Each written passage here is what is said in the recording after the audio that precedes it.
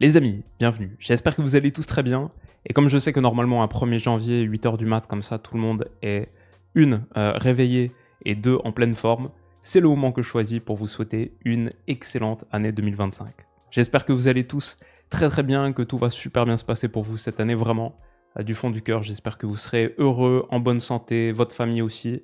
Je vous souhaite toutes ces bonnes choses et aussi quelque chose qu'on souhaite un petit peu moins, mais important, la force de faire face aux moments difficiles. Il y en aura forcément, comme chaque année, comme dans toutes les vies, on n'aimerait pas, mais si c'est le cas. Donc je vous souhaite d'être fort dans ces moments difficiles. Mais bon, là c'est pas un moment difficile, là c'est un moment cool, c'est un moment que j'adore. C'est mes 10 choses à suivre pour la nouvelle année. On le fait à chaque fois, en tout cas on a fait en 2023, on a fait en 2025, toujours le 1er janvier, toujours très tôt comme ça. Et ouais, il y a vraiment beaucoup de choses qui m'intéressent sur les prochains mois sur la planète foot. Et 10 principalement, j'ai essayé de faire 10 petites catégories. Je vous parlerai aussi un petit peu de l'avenir de la chaîne, ce qui va se passer sur la chaîne cette année à la fin. Mais d'abord, commençons par cette nouvelle Ligue des Champions. C'est le gros truc de la saison, la nouvelle formule de la LDC, l'an 1 de cette nouvelle édition. Et la conclusion de cette nouvelle édition, pour moi, c'est l'enjeu principal de 2025. Il y a beaucoup de choses à suivre. Il y a déjà simplement la conclusion de la phase de ligue, c'est pas fini. Il reste encore 2 matchs, J7 et J8, avant de boucler cette première édition de la phase de ligue de la Champions. Et pour l'instant, le top 8, comme on sait, il ressemble à ça. Liverpool tout en haut, la seule équipe avec 6 matchs, 6 victoires, 18 points. Le Barça, seul deuxième avec 15.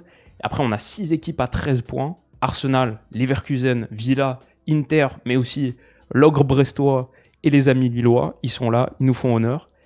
Complète ceux, on va dire, top 14, Dortmund, Bayern, Atlético, AC Milan, Atalanta, Juve, très très belles équipes. Et après, il y a des gros qui sont un peu en difficulté.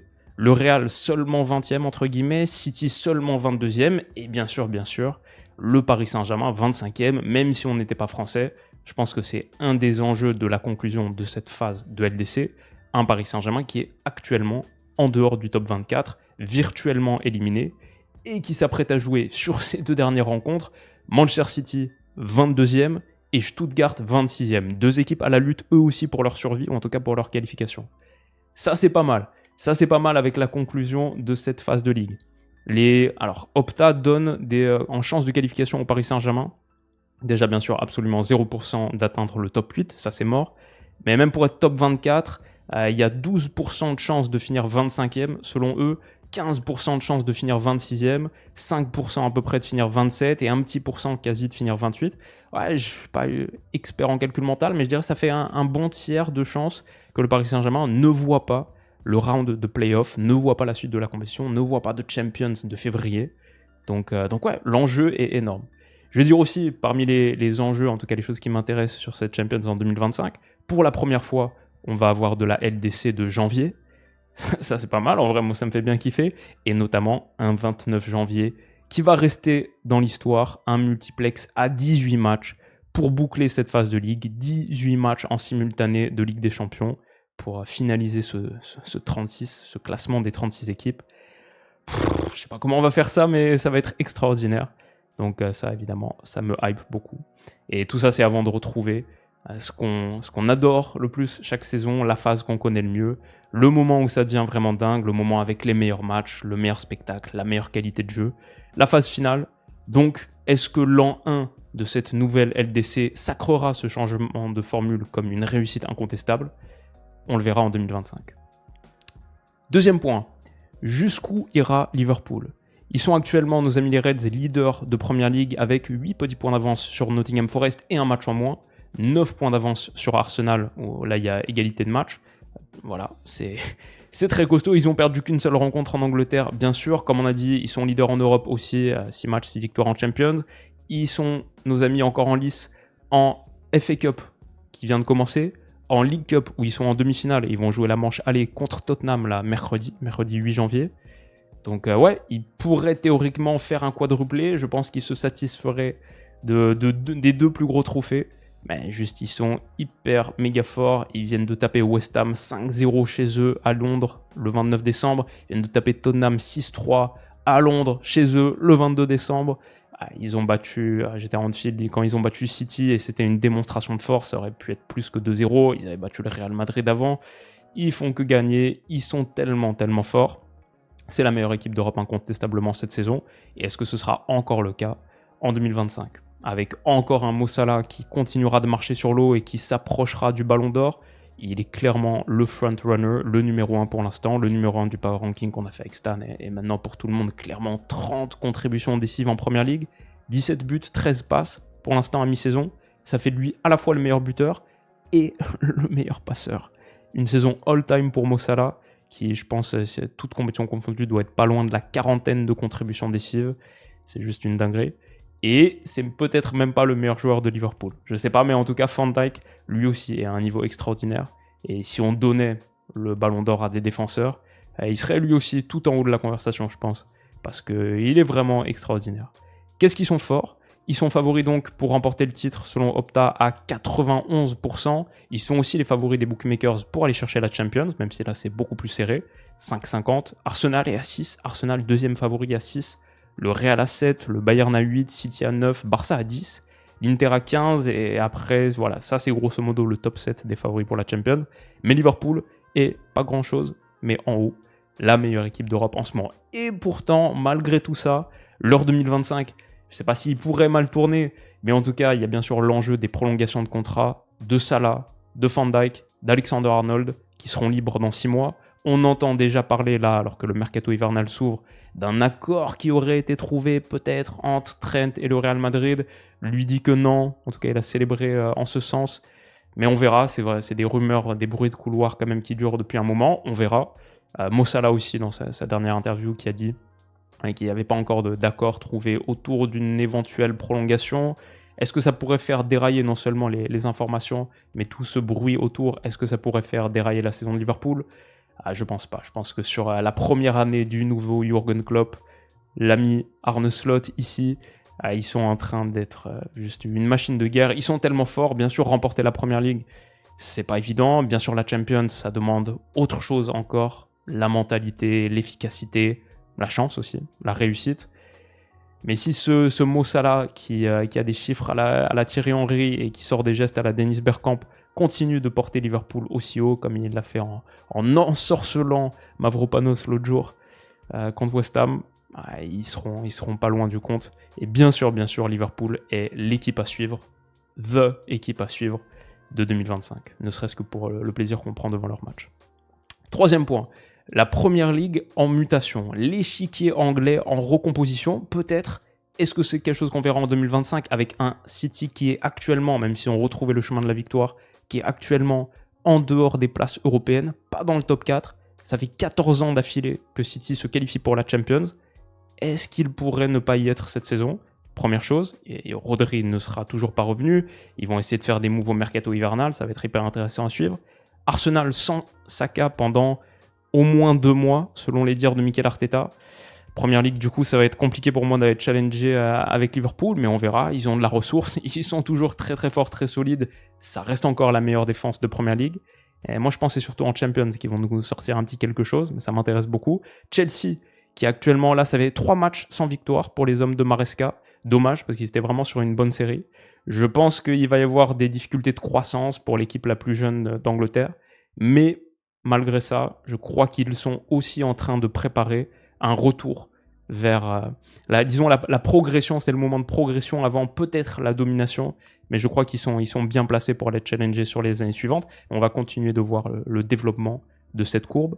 Et enfin, même si on peut parler des petits, Forest qui sont là après 19 matchs à 37 points sur une série de victoires incroyables, est-ce qu'ils vont continuer ? Bournemouth, Fulham aussi.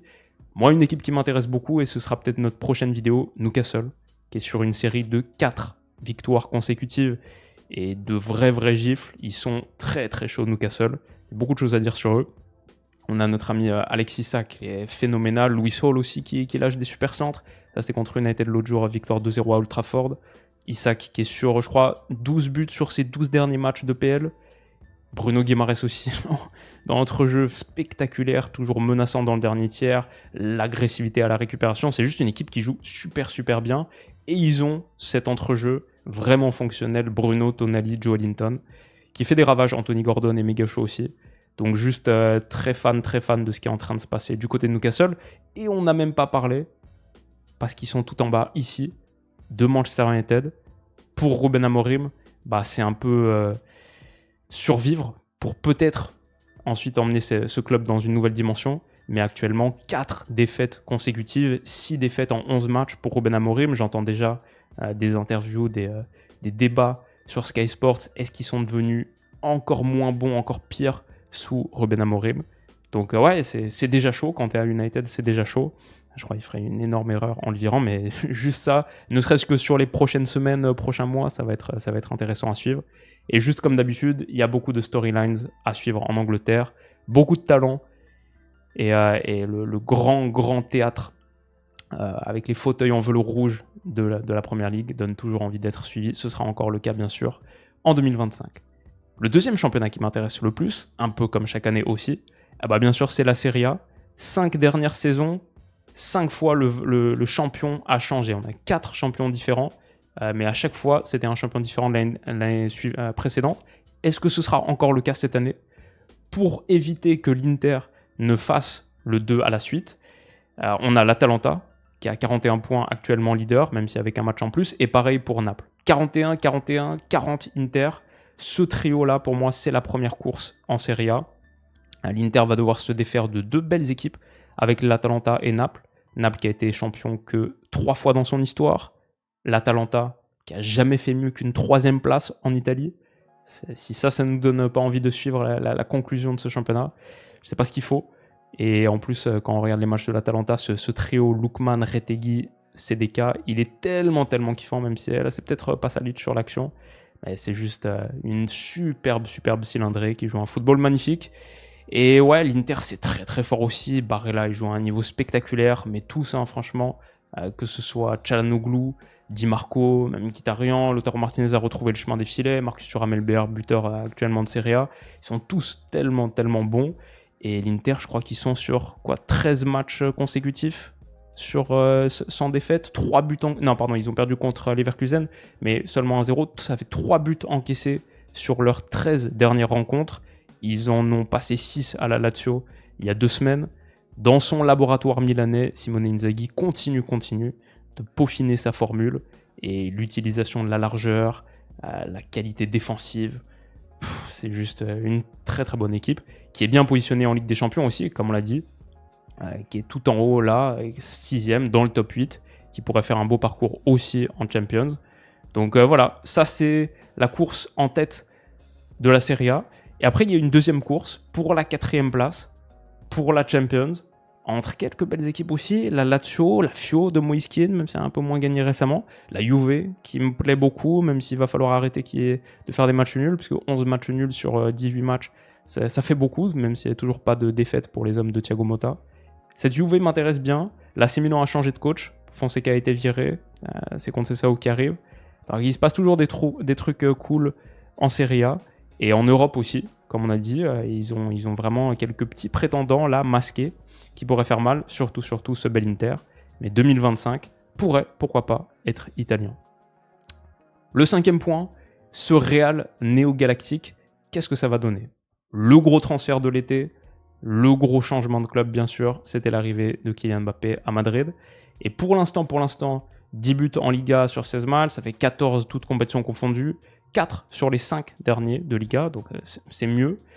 Il y a aussi eu bien sûr quelques très gros passages à vide, ce moment-là le plus difficile de sa carrière récemment, les 2 pénaltys ratés consécutivement contre Liverpool, contre l'Athletic, des moments où le Real a semblé moins fort avec lui, se faisait transpercer sur cette première ligne, un Real peut-être trop déséquilibré, dans l'équilibre cherché par Carlo Ancelotti semble peu viable avec autant de talent offensif. C'est le Real néo-galactique, mais on ne sait pas trop encore ce que ça va donner, parce que malgré les absences de Militao, d'Alaba, de Carvajal, les 3 qui se sont fait les croisés, 3 absences très lourdes. Alaba va revenir en mars, mais pour les autres, c'est fini.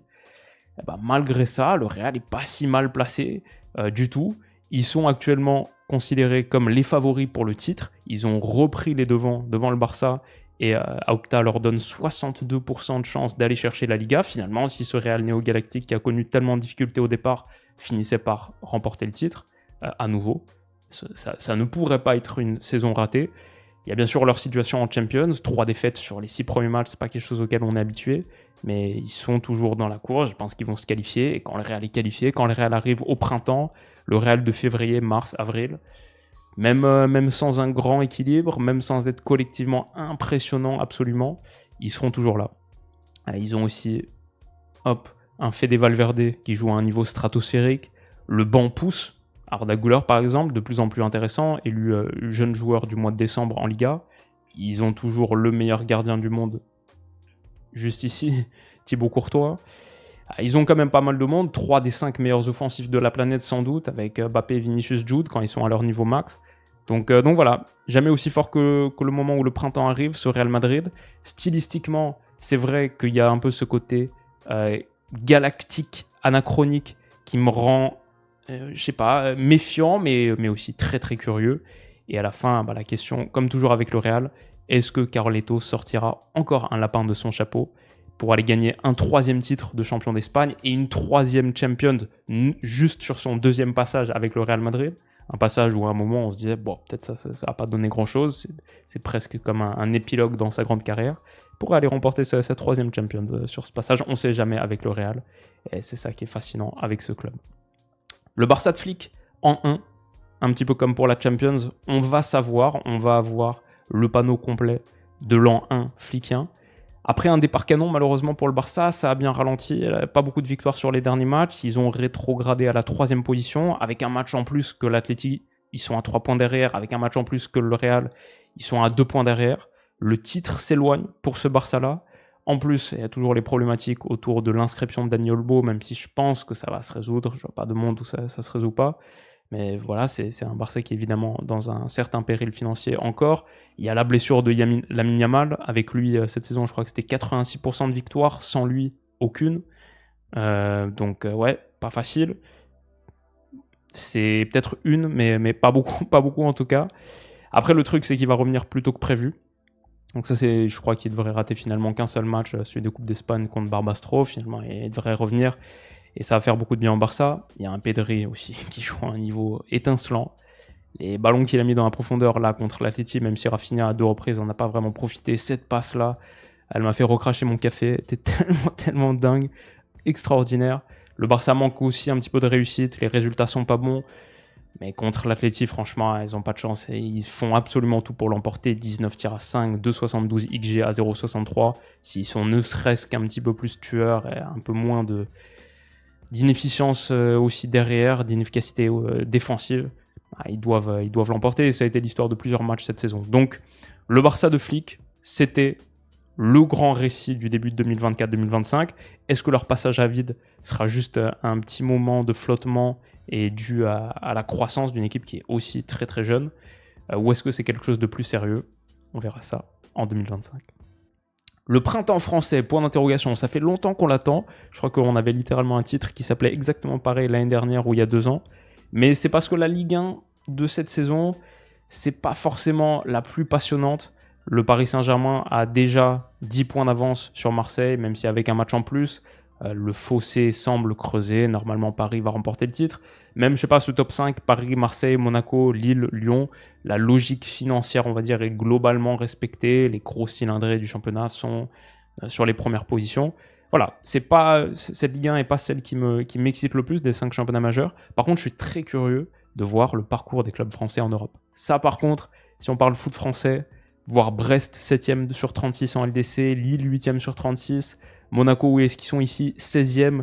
Monaco, ok, c'est vrai, va se jouer Aston Villa et se déplacer à Giuseppe Meazza, c'est pas des matchs faciles, mais selon Opta, le top 24, ils ont 2% de chance de ne pas y être, à 98% de chance, à 98%, ils vont jouer la phase élimination directe, pourraient même aller chercher un top 8, peut-être, mais grosso modo a surtout des chances de finir à peu près là où ils sont actuellement, 16e, 17e, et se qualifier pour la phase de play-off. Quand on sait que par exemple Brest, 0% de chance de finir en dehors du top 24, Lille, exactement pareil, on verra pour Paris, mais il y a une possibilité d'avoir 4 clubs français en knock-out, en phase d'élimination directe de Champions dans quelques semaines. 4 clubs français. ce qui est quand même assez spécial. Donc juste pour ça, on va savourer et on va prendre du plaisir. Il y a aussi bien sûr l'Europa League, où pour Nice, ok, 35e, 2 points en 6 journées, c'est fini. Mais par contre, où est mon Noël? Ici, 4e position, 13 points, de très très belles chances de finir 8e, je veux dire top 8. Ils vont se déplacer au Fener, ce sera pas évident, mais sinon réception de Ludogorets, tu dois prendre 3 points là. Donc ouais, l'OL à minima en 8e de finale d'Europa League, je pense que c'est l'OL qui vient de battre l'Eintracht, qui montre de belles choses. Ça aussi, ça m'enthousiasme bien. Est-ce qu'on pourrait avoir le fameux printemps français avec de beaux résultats de nos clubs en Europe, sans équipes de Ligue des Champions reversées en Europa League? En plus, je trouve qu'il y a vraiment un truc à faire pour celles qui sont qualifiées actuellement. Il n'y aura pas plus gros que ce qu'il y a là actuellement. Donc ouais, pour Lyon, essayer de revivre la campagne de c'était quoi, 2016-2017 là, Beşiktaş, la Roma, malheureusement la demi contre l'Ajax, ça me ferait bien kiffer. Et c'est peut-être l'année pour que les clubs français fassent quelque chose de spécial. Dans la mine de la Bundesliga, on a parlé de Serie A, on a parlé de Premier League, on a parlé un petit peu de Liga, mais la Bully, j'adore aussi. Et on a cette mine de métaux précieux en Bundesliga où actuellement le Bayern est premier, Leverkusen deuxième, l'Eintracht troisième, Leipzig complète le top 4. Mais surtout, il y a tellement de talent. Il y a les classiques, Wirtz, Musiala, Marmouche, qui est actuellement avec 13 buts, 8 passes, le MVP de ce début de saison de Bundesliga. Est-ce qu'il va continuer? Mais il y a aussi, au-delà de ces diamants, au-delà de ce rubis, il y a aussi l'opale Jamie Gittens qui est en train de percer. Il y a les émeraudes Tom Bischoff d'Offenheim, Paul Wanner de Heidenheim, Jonathan Burkhardt et Paul Nebel de Mainz. Mainz qui est en train de faire une saison extraordinaire. Angelo Stiller de Stuttgart, Enzo Mio de Stuttgart, tout le monde à Stuttgart grosso modo. Tous ces rubis, tous ces diamants, toutes ces émeraudes, tous ces saphirs, c'est la mine de matériaux, de métaux précieux en Allemagne. Et juste, c'est un championnat qui est tellement kiffant à suivre pour ça, pour un Benjamin Šeško qui peut-être est enfin en train de vivre la saison de l'éclosion. Il est sur 4 matchs, 4 buts là sur les dernières rencontres en Bundesliga avec Leipzig. Il y a Patrick Schick aussi, 28 ans. Bon, lui, c'est plus tard dans sa carrière. Mais ça fait quoi ça fait 9 buts sur ses 4 dernières titularisations en Bundesliga. Il est très chaud, Patrick Schick. Donc ouais, il y a de belles choses à suivre en Allemagne. Pour le Bayern, bien sûr, la saison de la rédemption. S'ils remportent le titre après être tombé l'année dernière contre Leverkusen, c'est la rédemption non seulement pour eux, pour Vincent Kompany, mais aussi pour Harry Kane qui prendrait le premier titre de sa carrière. Ça, c'est quelque chose à suivre. Cette bataille pour le titre est encore totalement envisageable. Leverkusen est que 4 points derrière, donc il y a un beau mano à mano qui se profile là. Et puis il y a des petites histoires sympas, comme par exemple Mayence, qui est là, 5e Mayence, en ayant battu sur les dernières rencontres Dortmund en novembre, le Bayern en décembre, et l'Eintracht il y a quelques jours. Dortmund, Bayern, Eintracht. Ce Mayence de Bo Henriksen là, il est très spécial. Donc est-ce qu'ils vont continuer à être chauds? Cette boule m'intéresse beaucoup, en 2025 aussi. Et enfin, il y a tout ce qu'on n'attend pas. On a parlé des choses que j'anticipe, mais tout ce que j'attends pas. Par exemple, à partir d'aujourd'hui, le mercato hivernal ouvre ses portes et il y a des agents libres qui peuvent signer dès aujourd'hui, des agents libres, des joueurs en fin de contrat dans 6 mois qui peuvent aujourd'hui s'engager où ils le veulent. Et la liste, elle est assez spéciale. Alexander Arnold, Salah, Davies, Kimmich, Jonathan David, Sané, Heung-min Son, De Bruyne, Jonathan Tah, Van Dijk, comme on a dit, quelques autres, ouais, Angel Gomez, Ferland Mendy, Thomas Partey, j'ai entendu une petite rumeur Barça. Je vois que Seko Fofana à Rennes, c'est fait, la visite médicale a été passée, il va s'engager. J'entends parler du cas Ryan Cherki. Est-ce qu'il pourrait quitter l'OL dès cet hiver, l'OL qui a besoin d'argent? Kolo Muani, Pogba, tous les dossiers chauds de ce mercato qui démarre maintenant. J'ai entendu parler de Christensen aussi à la Juve, bien sûr la Juve qui a besoin de renforts défensifs. Parce que les blessures de Bremer, de Cabal, les grosses blessures, c'est le moment pour se renforcer derrière. Et ouais, ça c'est le mercato hivernal, mais il y a aussi sur les choses que j'attends pas, l'Atlético Madrid, pour l'instant, c'est vrai qu'ils sont en tête. Je sais pas si je suis pleinement convaincu par cet Atleti. 12 buts encaissés seulement en 10 journées, ça devrait quand même commencer à nous dire quelque chose. Mais on verra s'ils peuvent poursuivre sur cette série extraordinaire. Est-ce qu'ils sont à 14 matchs consécutifs, 14 victoires? Je crois que c'était ça la série. En tout cas, est-ce qu'ils peuvent continuer à aller tout en haut, et même, on a parlé de Real et de Barça, mais eux, aller chercher le titre. S'ils continuent sur cette lancée, c'est sûr qu'on va devoir faire un point, une vidéo détaillée, approfondie sur eux. Donc à suivre l'Atleti. Peut-être parmi les petites choses que j'attends pas, je pense que ça va être très difficile, mais ça pourrait donner un petit peu de relief à la fin de ce championnat de France. Le PSG invincible, l'année des invincibles pour Paris, qui a toujours pas perdu après 16 journées, peut-être. Et qu'est-ce que je me suis noté? La VAR qui va être testée en Carabao Cup, pas la VAR testée, mais disons l'annonce des décisions de la VAR au stade par l'arbitre. Peut-être un petit peu aussi comme ce qu'on a en NBA où l'arbitre prend le micro après check du replay, annonce sa décision. Voilà, encore un petit peu plus d'interaction et de communication entre arbitre et audience. Je pense que c'est une bonne chose. Si ça se fait, c'est pas quelque chose que j'attendais. Mais il y aura forcément des trucs de ce type en 2025. Et enfin, sur la chaîne en 2025, beaucoup de choses de prévues. Déjà beaucoup de vidéos. Plus que sur la fin d'année ou entre tout ce qui s'est passé dans ma vie, plus le déménagement. Ça a été difficile de tenir le rythme. Il y a eu un petit peu moins de contenu sur les dernières semaines. Mais maintenant que les fêtes de fin d'année sont passées, comme vous le savez, en janvier, c'est pas bon pour la monétisation. C'est pas le truc le plus smart à faire, mais c'est toujours le moment où je suis le plus chaud et où je peux prédire qu'il y aura peut-être bien 25 vidéos en janvier. Et j'espère tenir une cadence de ce type jusqu'à la fin de saison au moins. Avoir un bon break pour l'été. Mais j'ai maintenant j'ai des carnets entiers remplis d'idées de vidéos. Il y a l'actu, mais il y a aussi d'autres trucs que j'ai envie de faire. Beaucoup de concepts. Et déjà, un que j'ai envie de lancer avec vous dès aujourd'hui. Ce sera le cas sur quasiment chaque conclusion de vidéo, les surnoms. Vous le savez, j'ai envie de donner un surnom à, on va dire, le top 200 des joueurs du foot européen, qu'on cultive un petit peu cette tradition sur la chaîne. Et la dernière fois, on s'était attaqué à Florian Wirtz. Finalement, celui que j'ai retenu, c'est le prince de Pulheim. Comme il vient de Pulheim est son lieu de naissance. Il me fait un petit peu penser au petit prince de Saint-Exupéry. Le prince de Pulheim pour Wirtz, ce sera notre surnom officiel, le surnom officiel de la chaîne. Et maintenant, j'ai besoin de vous pour le surnom de Jamal Musiala. Ce sera le deuxième.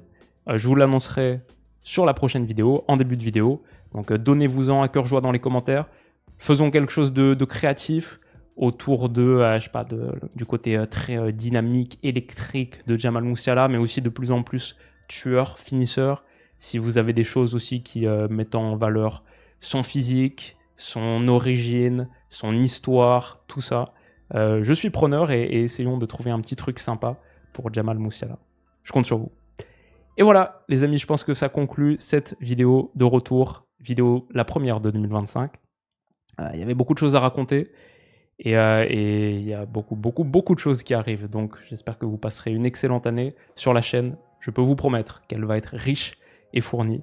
Et ouais, ça va être très très cool. Prenez soin de vous, les amis, récupérez bien, reposez-vous bien en ce 1er janvier. Et on se retrouve dès demain. Bisous.